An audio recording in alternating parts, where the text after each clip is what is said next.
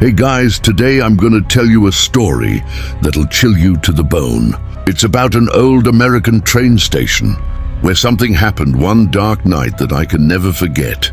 Imagine this, you're alone on a station platform, your train's late, and there's nothing but silence around you. Then you hear a voice like someone's calling your name. This is a true story. It happened to me, and even now, I can't sleep when I think about it. All right, let me start from the beginning. My name's Ryan, and I live in a small town in Arizona. This happened 2 years ago when I was heading to Phoenix for a job. The train was at 11 p.m., but it took me a while to get from my town to the station. The station was called Old Rail Station, a little stop near Phoenix. It was super old, probably built in the 1800s.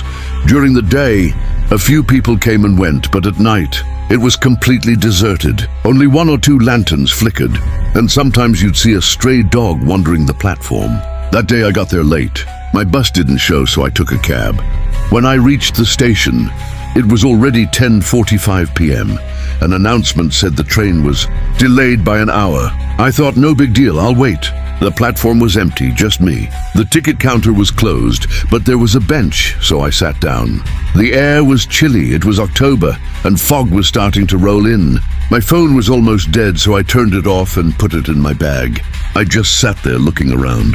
Behind the station was a desert, and every now and then, I'd hear an animal, a coyote or a dog howling. After a bit, I got this weird feeling, like someone was watching me. I stood up and walked to the end of the platform. There was an old signboard there, nothing special on it. People said this station had a dark history, accidents, derailments, people dying. I brushed it off as rumors, but deep down I was a little creeped out. I went back to the bench and checked. The time, still, 30 minutes till the train. Here's where things get weird. I saw someone walking toward me from the other end of the platform. In the dark, I could only see their silhouette. They came closer and sat right next to me on the bench. I was shocked because the station was empty. He was wearing a white shirt, jeans, and the fog made his face hard to see. I said, "Hey, train's late, huh?"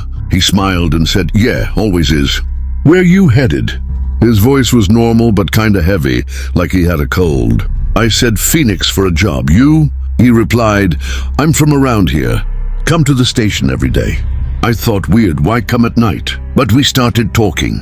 He said his name was Jack, and he used to work at a factory nearby, now retired. We kept chatting, and I started to relax. He seemed friendly. Then he asked, "You know about the stories here?" I said, "What stories?" He said, "This station's haunted. A girl died here, hit by a train in an accident. Now she shows up at night wearing white." I laughed. Man, that's nonsense. I don't believe in that stuff. But inside, I was a bit scared. The fog was getting thicker, and the lantern was flickering, on, off, on, off. I figured it was just an electrical issue. Then out of nowhere, I heard water dripping on the platform, like a leaky faucet. I looked around, no faucet. Jack said, "Hear that? That's her blood." I froze. "What are you talking about?" He laughed, but it was a creepy, forced laugh. Then he stood up and said, "Come on, I'll show you something." I said, "Nah, man, train's coming soon." But he grabbed me and pulled me toward the end of the platform, where the tracks were. When we got there, it was even darker. Just one small lantern. Jack said, "Look, over there." I saw something white on the tracks, like a piece of cloth. My heart started racing. I said, "What's that?" He said, "That's her. She killed herself. Boyfriend betrayed her." I stepped back, but he grabbed my arm. His hand was ice cold like a freezer. I yelled, "Let go!" But he wouldn't. Then I remembered. People said there's a ghost here that lures people to the tracks. The suspense was unreal. I was struggling, and he kept saying, "Don't go, stay with me." His eyes turned red, like they were filled with blood. In the fog, I saw more shadows, like other people standing there. It felt like the station was full of ghosts. Then a voice called, "Ryan!" "Come here," my voice. No, someone else's. I thought it was a hallucination, but it was real. Then I heard the train whistle in the distance. I shoved Jack hard and ran back to the platform. Here's the climax. As I ran, I looked back and Jack was gone. Just fog. But that white cloth on the tracks was still there, and it looked like blood was oozing from it. I screamed, "Help!" But no one was around. The train's lights were coming closer. I reached the platform, grabbed my bag and jumped on the train as it stopped. The doors closed and I sat down, heart pounding. I looked out the window. The station was dark, but I saw a silhouette like Jack staring at me.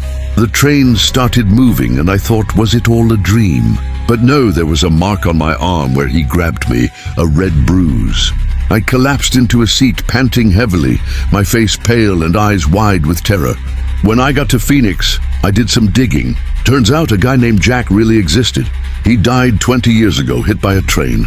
They say he haunts the station, telling his story and luring lone travelers to the tracks, like he's out for revenge.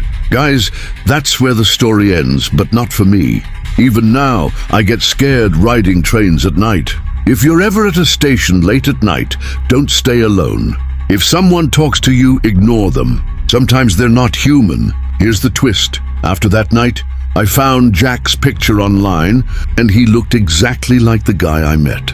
Now imagine, what if I hadn't run? Thank God I did. That's my story, a true one. Good night and don't be scared. Or maybe you should be, because this was real.